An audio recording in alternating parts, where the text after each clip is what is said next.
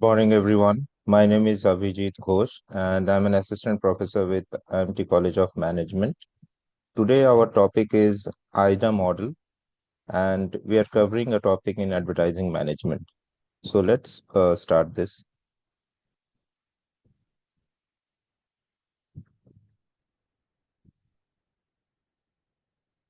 Now, what is Aida model? Aida model is a classic framework used in advertising and marketing to describe the cognitive stages an individual goes through during the purchasing process. And what is IDA stands for? IDA stands for attention or awareness, interest, desire, and action. So the diagram model of IDA is shown in the form of an inverted pyramid. So it looks like something like this, where you see awareness on the top part, the broader part, then interest, then desire, and at last there is action. So the point is that why the model is in an inverted form where the people will gradually move down from the awareness stage to the desire stage or then to the action stage. So the last part will be the action stage when a customer will actually go ahead and purchase a particular commodity or service. So now we will look at the stages of IDA model. So the first is attention.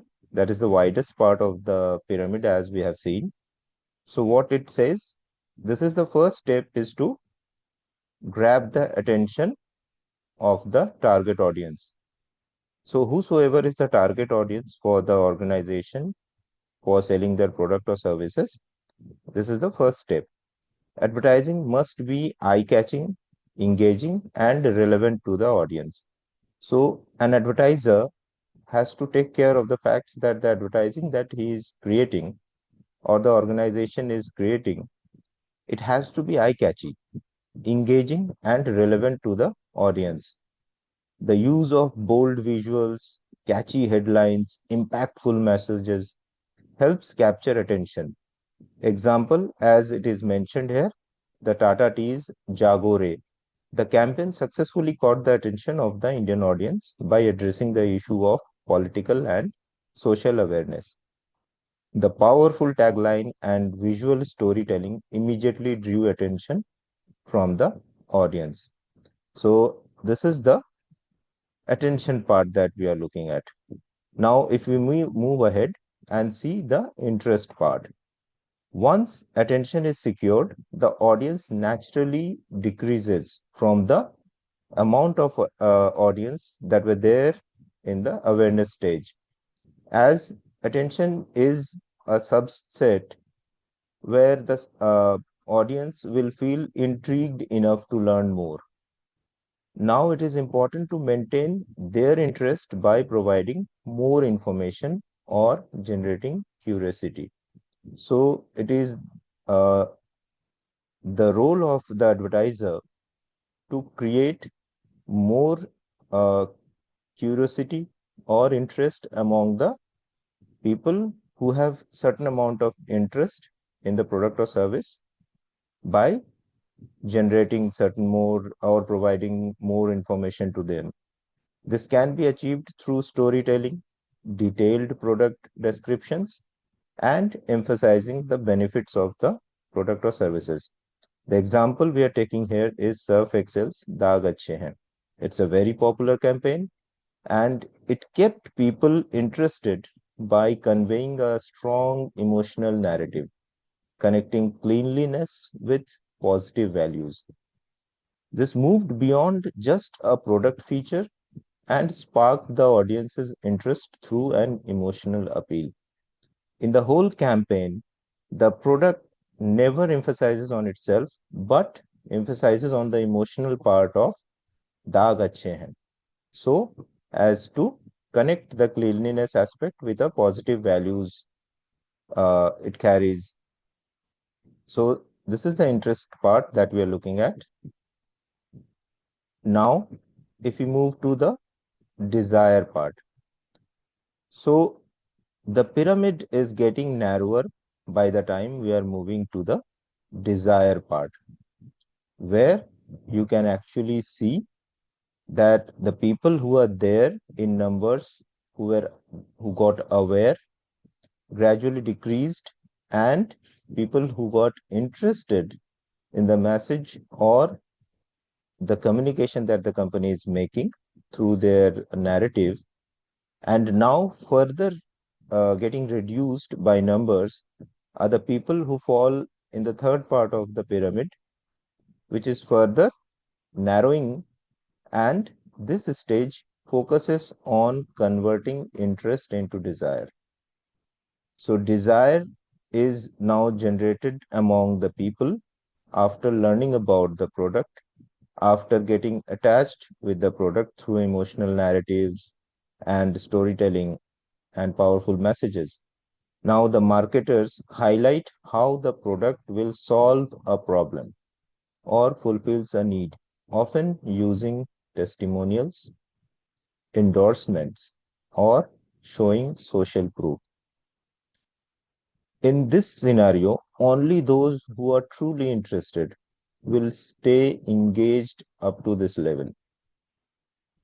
Now, if we take up the example of Havells, where the company is promoting its product, which is a wiring component, the wires used for electrical wiring in the homes or offices or commercial or residential. The message that they are portraying is wires that don't catch fire. The ad campaign effectively built desire by focusing on safety. The wire is providing a kind of assurance to the people and thereby generating a desire that we are serious about your home safety or your commercial places safety, where safety is an important concern for consumers.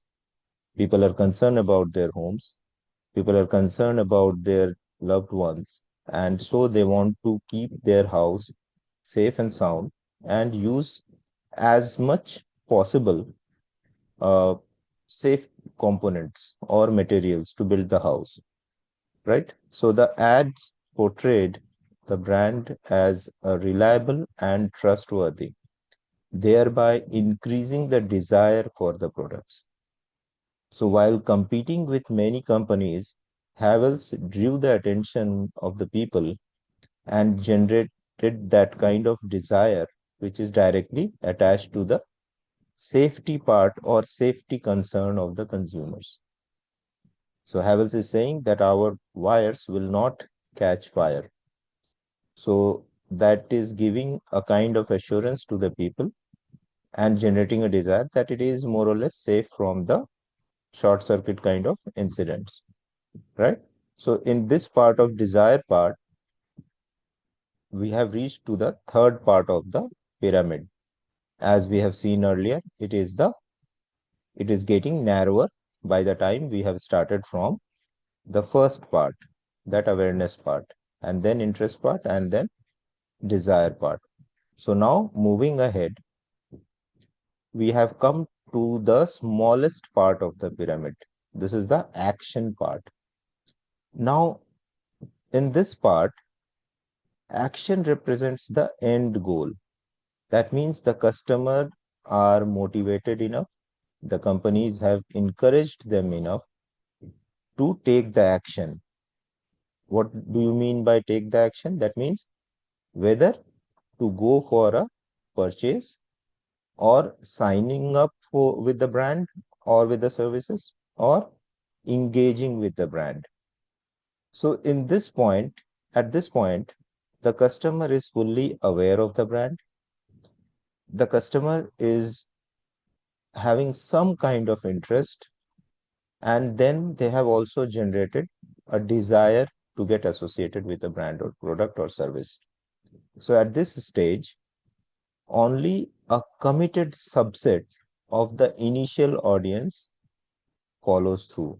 Means whosoever was initially part of this awareness contingent or the awareness population it reduced down to a part who is actually moving ahead and purchasing or signing up or getting associated with the brand. Means at this stage, a customer is fully convinced that this particular product or service will eventually help the customer to realize its desires for a particular service or a product, right? So it is also called call to action, that is CTA techniques.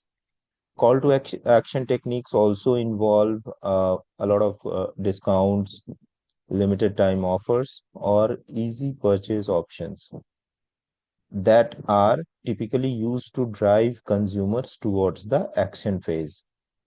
So, as a bonus or as a final push to culminate a sale or to conclude a purchase decision, companies also offer discounts. Limited time offers might be discounts or buy one get one kind of offers, easy purchase options that cash on delivery is there, or um, no cost EMIs are there. So in different types, the customers are getting motivated by the organizations to go ahead and purchase a product, right? So that is why it is said typically used to drive consumers towards the action phase. So when we do this, the company is expecting a sale and a consumer expecting a product or service to satisfy its needs, right?